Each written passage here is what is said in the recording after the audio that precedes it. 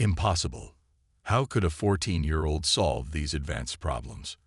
Could it be a trick, or something far more extraordinary? Stay tuned to find out what happens next. Welcome to a story of brilliance, doubt, and revelation. Watch as David's hidden talent is exposed, and the world around him is forced to change. Don't forget to like, subscribe, and share your thoughts in the comments below. Let's dive in. Pennybrook was a small, quiet town tucked away between rolling hills and dense forests, a place where everyone knew everyone's business.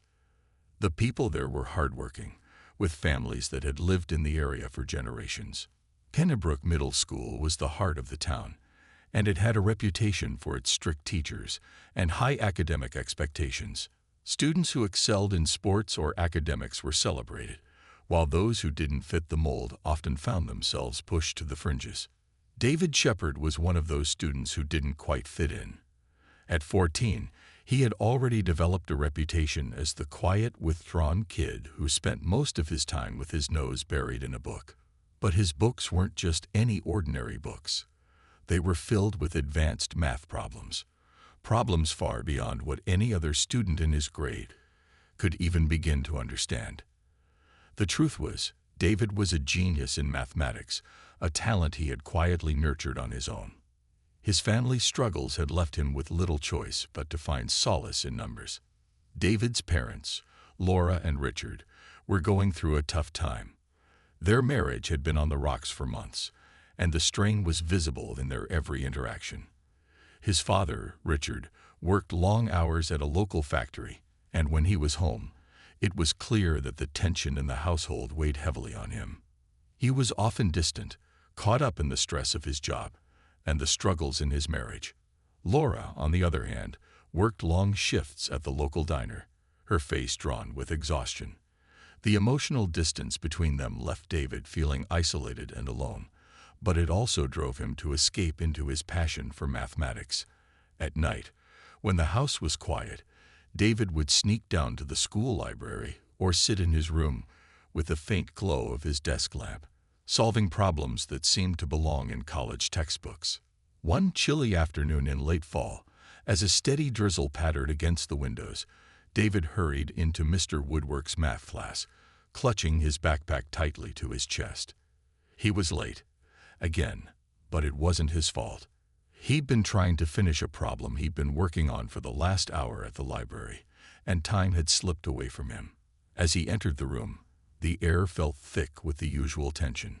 Mr. Woodwork, a teacher with a reputation for being harsh, stood at the front, his eyes narrowing as David made his way to his seat.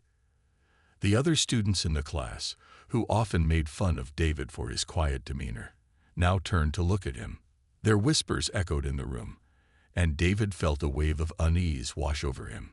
He had always been the odd one out, the kid who didn't fit in with the crowd. But today was different. Today, he could feel the weight of the room on his shoulders more than ever. Mr. Woodwork's sharp eyes tracked David as he walked toward his desk. The teacher was a tall man with a thick build, his presence commanding and cold. His hair was graying at the temples, and his expression was always one of disapproval. Today, he wore a tight smile as he watched David settle into his seat. "David," Mr. Woodwork called out, his voice cold, "since you're late, let's make this interesting. Solve this advanced problem for us. Let's see how you do." David's heart skipped a beat as he glanced at the board. Mr. Woodwork had written a complicated calculus equation on the board, one that David recognized instantly. It was the kind of problem he'd been tackling in his quiet hours at the library. He had solved problems just like this in his notebooks, ones no one else could even dream of understanding. But this was different. It was in front of the whole class. It wasn't just about math anymore. It was about proving himself, about showing that he was more than the quiet, neglected kid who didn't seem to belong. David's stomach twisted with nerves and anger. Mr. Woodwork's mocking tone stung, but David refused to let it shake him. He knew the answer. He knew how to solve this. The years of being overlooked, of watching his parents struggle without anyone noticing, had prepared him for this moment. He wasn't going to let Mr. Woodwork's ridicule define him. With a deep breath, David stood up, his legs slightly trembling, and walked toward the board. The class fell silent as he picked up the chalk, his fingers gripping it tightly. He could feel the eyes of his classmates on him, some with curiosity, others with disdain. He could feel the weight of their judgment, but he ignored it. His focus was on the numbers, on the elegant patterns of mathematics that made sense to him in a way that nothing else ever had. As he began to work through the problem, his mind calmed. Each step was fluid, each calculation natural. The numbers seemed to dance in front of him, as if he were in complete harmony with the problem. He moved quickly, solving the equation with ease. With every stroke of the chalk, the equation took shape, and the fear that had gripped him earlier began to fade. Mr. Woodwork stood silently, his smug smile slipping away as David continued to work. The class remained still, and the only sound in the room was the soft scratch of the chalk against the board. David knew this was his moment, his chance to show everyone, including Mr. Woodwork, that he was more than the kid who never spoke up. He was more than the quiet student who always seemed to be in trouble. He was a mathematical genius, and no one, not even Mr. Woodwork, could take that away from him. The classroom felt suffocating as David stood there, the chalk still in his hand, the complex equation now solved and completed on the board. His mind buzzed with a cocktail of emotions, relief, pride, and a creeping sense of doubt. He had done it, but would anyone believe him? Would they acknowledge his talent, or would they dismiss it as a fluke? David slowly turned to face the class. His heart thudded in his chest, and his palms were slick with sweat. Every single student had their eyes fixed on him. There was no mistaking it. They were all waiting, eagerly or skeptically, for Mr. Woodwork's response.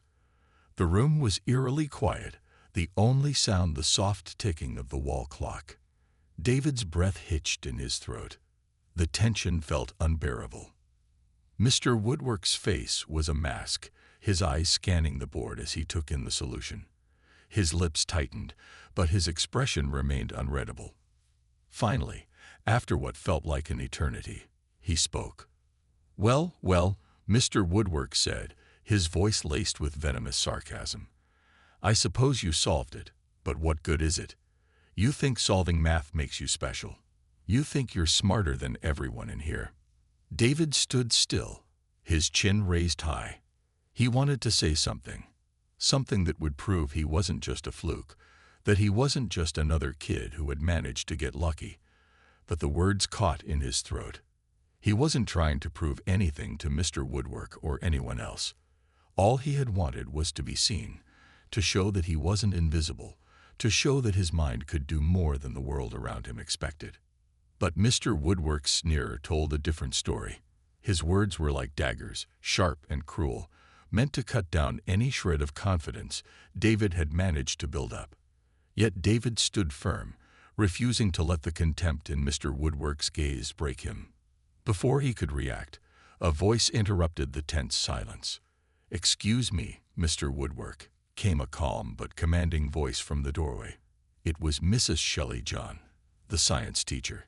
She had always been kind to David, always looked at him with a quiet sort of respect that no one else seemed to. Shelley John had heard the rumors about David's mathematical abilities, rumors that had stirred quietly among the faculty for some time. "This looks like something worth looking into," Shelley continued, stepping into the room. Her voice was firm, and David felt a spark of hope as she spoke. For the first time in what felt like ages, someone was standing up for him. Someone who wasn't dismissing him as just another quiet kid. Mr. Woodwork's face twisted into a scowl. "Why don't you leave this to me, Shelley?" he snapped, clearly irked that someone dared to challenge him in his own classroom.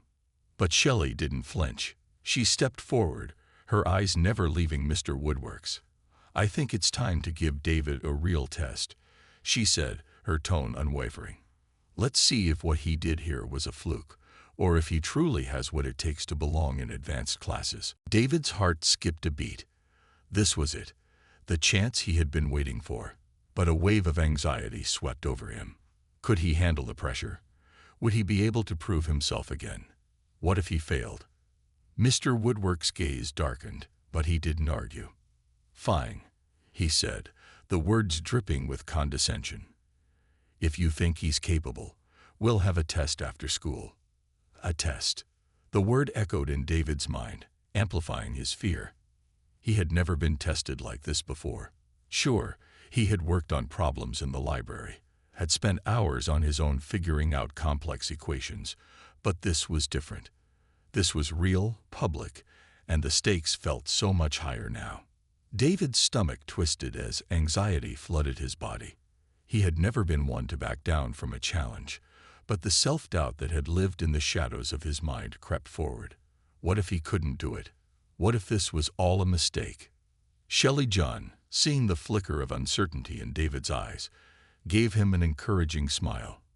"You've got this, David," she said softly, her voice filled with genuine belief. "You've been doing the work all along. All you have to do now is show them what you can really do." For a moment, David felt a surge of warmth and gratitude. Shelley believed in him.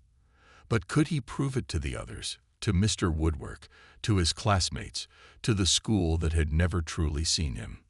The bell rang, signaling the end of class, but David's mind was already far from the room.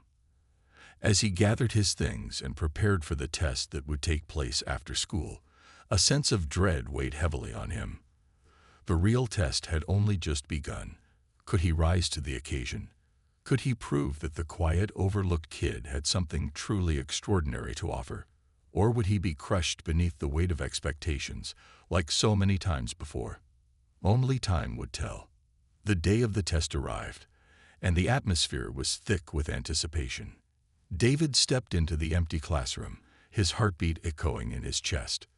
The walls felt closer today, the fluorescent lights flickering above his head, adding to the suffocating tension. Outside the classroom, the world continued, life with its complexities and heartache. David's parents were barely speaking to each other, their marriage on the verge of collapse. His father, Richard, was always away for work, and his mother, Laura, worked long, exhausting shifts at the hospital. She barely had time to notice her son's quiet brilliance, and when she did, it was more out of exhaustion than true understanding. But David had learned to carry this burden alone, retreating into his love for math when the world around him was too heavy to bear. Numbers never lied, and they never abandoned him. They made sense when nothing else did. David sat at the desk, glancing over at Mr. Woodwork, who was sitting behind his desk with an air of cold authority. The test papers were neatly stacked in front of him, their corners perfectly aligned. David's stomach twisted with nerves, but he did his best to push them aside. This was it, the moment he could prove he wasn't just another student who would fade into the background.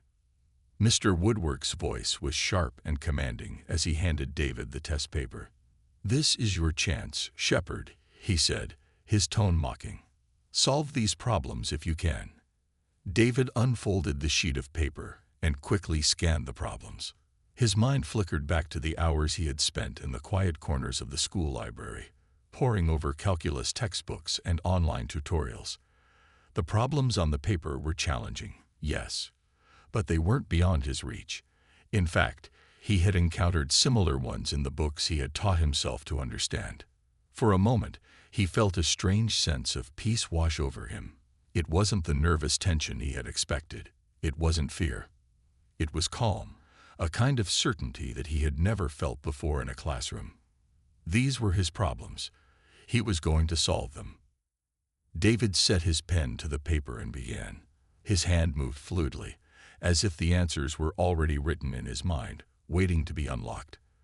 The clock ticked steadily in the background, but it felt like time had slowed down, allowing him to focus solely on the math in front of him. Each line he wrote felt like a small victory, and with every completed step, the weight on his shoulders seemed to lighten. For the first time in a long time, David felt in control. Minutes passed. The quiet sound of scribbling filled the room, punctuated by the occasional deep breath as David worked through each problem methodically. Mr. Woodwork had leaned back in his chair, arms crossed, watching with an air of superiority. He couldn't seem to tear his eyes away from David's progress. The smug smile that had been there earlier began to falter, slowly melting away as David continued to move through the test with precision. Finally, after what felt like an eternity, David set his pen down. He had finished. He took a deep breath, his heart racing not from panic, but from the quiet triumph of completing the test in front of him. He had done it. He had solved everything. The questions that had been meant to break him were no match for his quiet determination. David looked up, his gaze meeting Mr. Woodwork's. The teacher picked up the test paper, scanning it slowly, as if he couldn't quite believe what he was seeing. His face twitched, and for a moment, David thought he saw the faintest flicker of doubt in his teacher's eyes. Mr. Woodwork muttered something under his breath, but David couldn't make out the words. "This is..." Mr. Woodwork's voice trailed off. He shook his head in disbelief. "This is impossible. Where did you learn all of this?"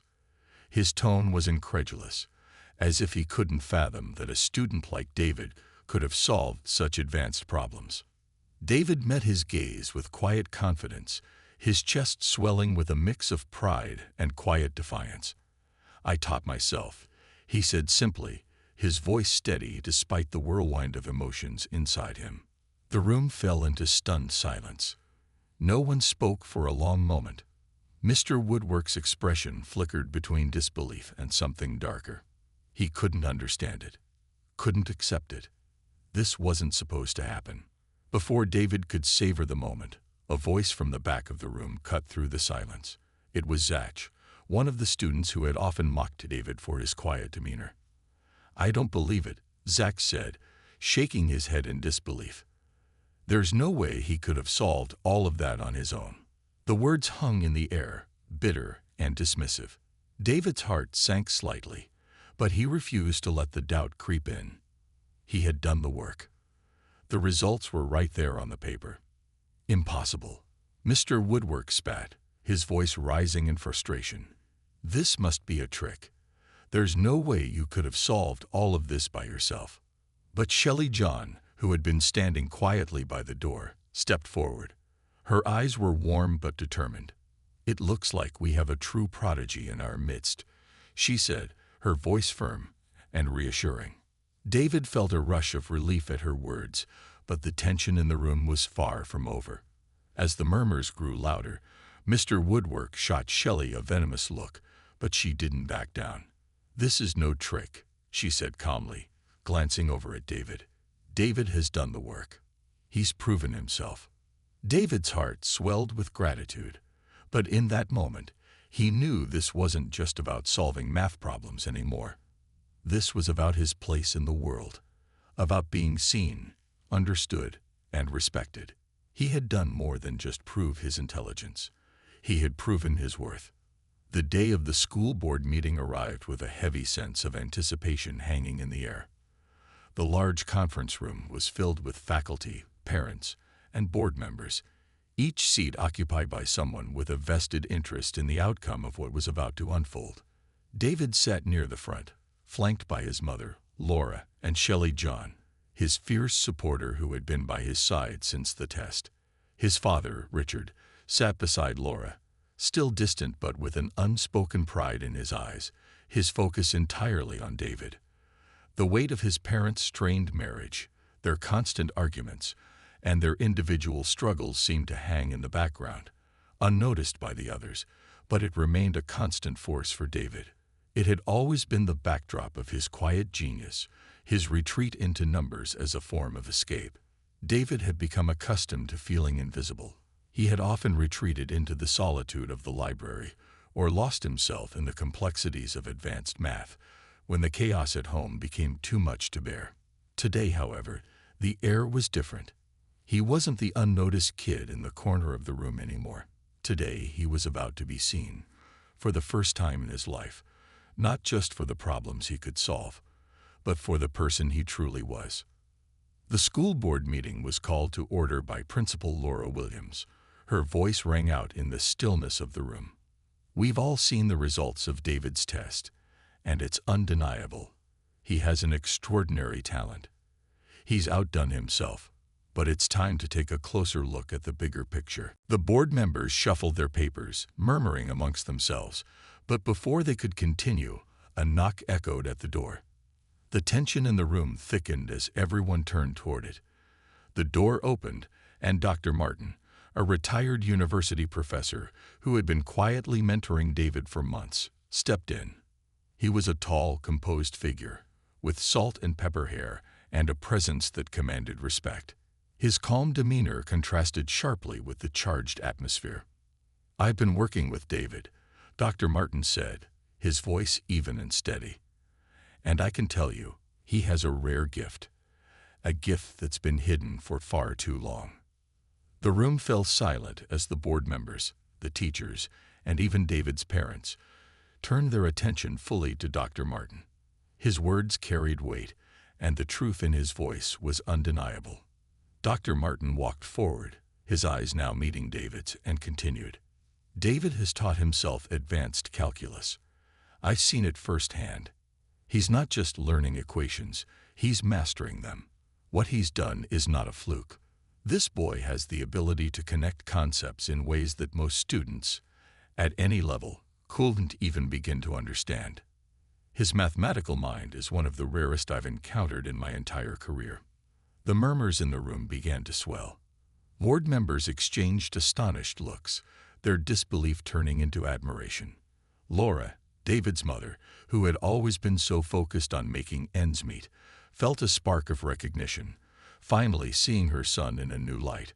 Richard, too, looked at David with something he had never expressed: pride. They had been so absorbed in their own turmoil that they had failed to see what was right in front of them. Their son had been a genius all along, but only now, in this moment, was it clear. David shifted in his seat, suddenly feeling the weight of all the eyes on him. The realization hit him like a wave. He wasn't just a student. He wasn't just the kid who sat quietly in the back of the room. He had been hiding his brilliance for so long, it had become a part of his armor, his shield against the world. But now, that shield was being stripped away, and in its place was something much more powerful. He was being seen for who he truly was. Mr. Woodwork, who had been sitting in the back of the room with a stiff posture, suddenly stood up, his face pale with frustration. "This is ridiculous," he spat. "This is all a setup. There's no way David could have solved these problems on his own. He must have cheated. I've been teaching for years. This kind of thing doesn't happen without outside help." Shelley John immediately shot back, her voice clear and unwavering. "Mr. Woodwork, your accusations don't stand. David's test results speak for themselves. You can't discredit a student just because you failed to recognize his potential. It's time to acknowledge the truth. David has done the work. He deserves to be seen for who he truly is." As the words settled in the room, the board members began to nod. The truth was undeniable, and it had taken one remarkable student to finally expose the gaps in the system. David's abilities weren't just about solving problems. They were about resilience. They were about the untapped potential that existed even in the most overlooked students. The system had failed David, just as it had failed so many others like him. But today, that failure was being rectified. The room erupted into applause, but David's heart remained calm. For the first time, he wasn't just a student who had been ignored. He was the spark of change. And in that moment, everything shifted. From that day forward, David's abilities were no longer in question. The school began offering him advanced courses, and the academic world around him began to shift in a way that no one had expected. His parents, who had been too distracted by their own struggles, started to see their son for who he really was, a young man with the power to change everything. David was not just a symbol of intelligence. He was a symbol of resilience, of never giving up despite being neglected, of pushing forward when the world seemed to turn its back. David's journey had just begun, but the world was finally starting to catch up. And as for the school, it would never be the same again. David's story is just beginning, and his journey proves that hidden potential can't stay buried forever. If this story inspired you, be sure to like, subscribe, and share it with others. Drop a comment and let us know what you think. Let's keep the conversation going and where you are watching from.